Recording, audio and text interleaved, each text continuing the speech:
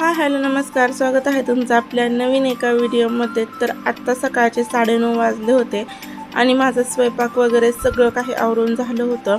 म्हणजे बाकीची तर कामे तशीच राहिली होती, पण स्वयंपाक आणि किचन आवरून माझं झालं होतं। तर या इथे करायचे होते मला शेंगदाणे आणि गुळाचे लाडू। तर लहान मुलांसाठी खरंच हे लाडू खूप छान असतात, प्रत्येकाच्या घरी तर केले जात असतीलच। तर या इथे मी शेंगदाणे खरपूसतर भाजून घेतले। त्यानंतर शेंगदाणे आणि गूळ हे मिक्सरमध्ये बारीक करून घेऊन त्याच्यामध्ये तूप घालून त्याचे छान असे लाडू करून घेतले। कसं होतं, लहान मुलांना तर हे लाडू खूपच आवडतात, पण जर शाळेत जर साईने सुद्धा डबा खाल्ला नाही तर घरी यातला एखादा लाडू खाल्ला तरी छान होतं। म्हणजे आवडणारा पदार्थ तर मुलं खातातच। तर सोबतच पोह्याचा चिवडा सुद्धा करून घेतला। अगदी कुरकुरीत होणारा हा चिवडा, याची रेसिपी आपला दुसरा जो चॅनल आहे त्याच्यावर मी शेअर केलेली आहे।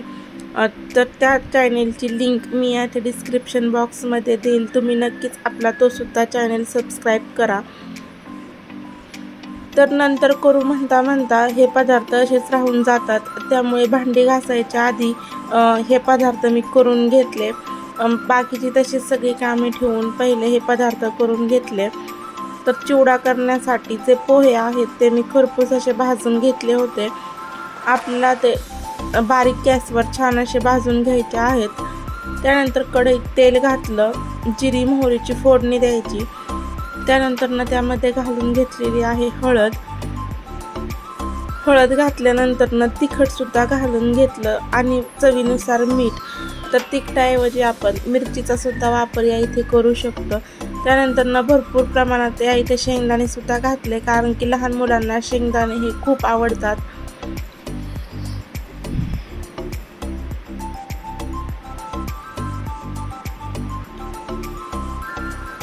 शेंगदाणे घातल्यानंतर आपल्याला त्यामध्ये घालायचे आहेत पोहे, जे आपण आधी खरपूस असे भाजून घेतले होते। त्यानंतर आपल्याला हा चिवडा व्यवस्थित असा काढून घ्यायचा आहे।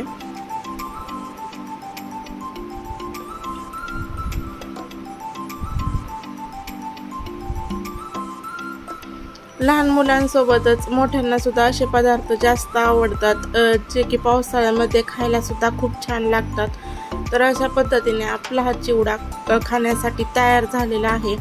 तर बाकीची घरातली सगळी सारी कामे आवरता मला 12 वाजले आणि 12 वाजल्यानंतर मग ही जी बकरी आहेत ती चरण्यासाठी सोडली होती। आभाळ तर भरपूर आलं होतं आणि अचानक पाऊस सुद्धा आला।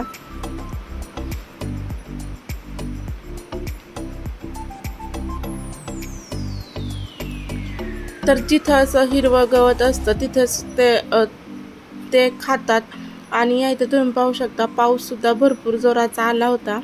आणि त्यानंतर मी सुद्धा मग एका झाडाखाली थांबले। ज्यावेळेस साई नसतो त्यावेळेस म्हणजे कुठं पण मी थांबू शकते, कारण की त्याच टायमिंगला मग मी बकरी घेऊन जाते। ज्यावेळेस साई शाळेत जातो त्यावेळेस 12 वाजेपर्यंत काम आवरतं आणि तिथून पुढं नंतर 2-2.5 तास मग बकरी सोडते।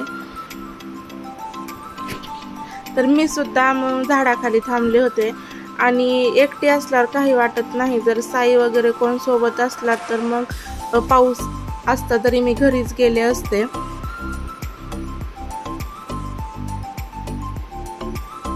तर ही जी कोथिंबीर आहे त्याच्या कडेलाच जे गवत उगवलेलं आहे तिथेच बकरी सुद्धा चरत होती।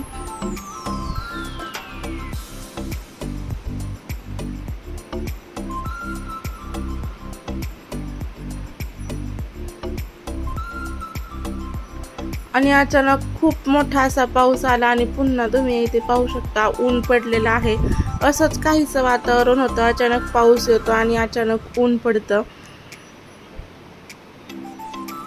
त्यानंतर घरी आल्यानंतर ज्या साड्या माझ्याकडून राहिल्या होत्या त्या सुद्धा मग पिको करून घेतल्या।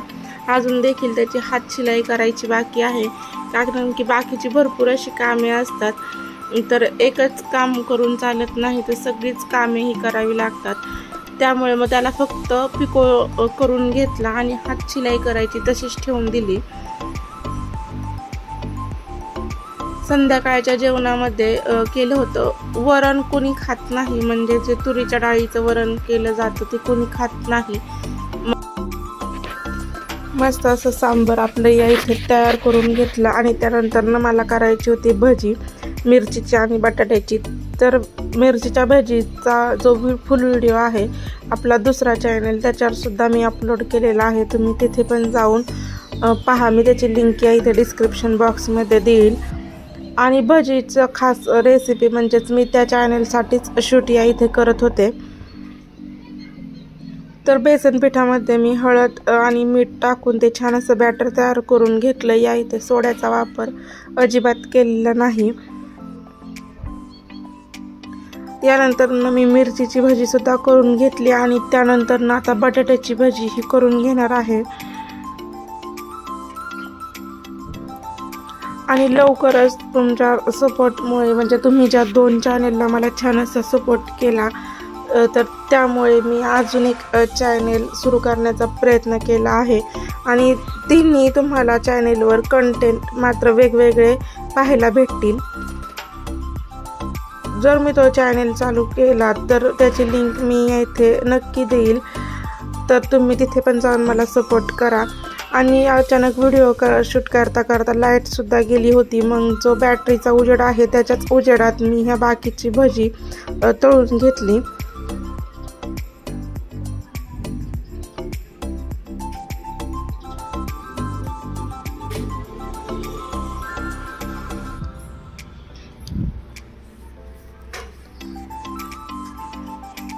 गावाकडे लाईट जाण्याचं प्रमाण जास्त असतं आणि पाऊस आला तर लाईट ही म्हणजे भरपूर वेळा तरी जातेच.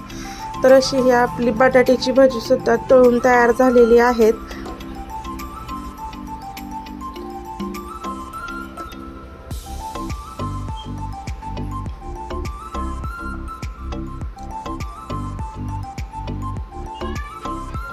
अगदी सोड्याचा वापर न करता खूप छान अशी कुरकुरीत भजी दोन्ही झाली होती, बटाट्याची सुद्धा आणि मिरचीची सुद्धा.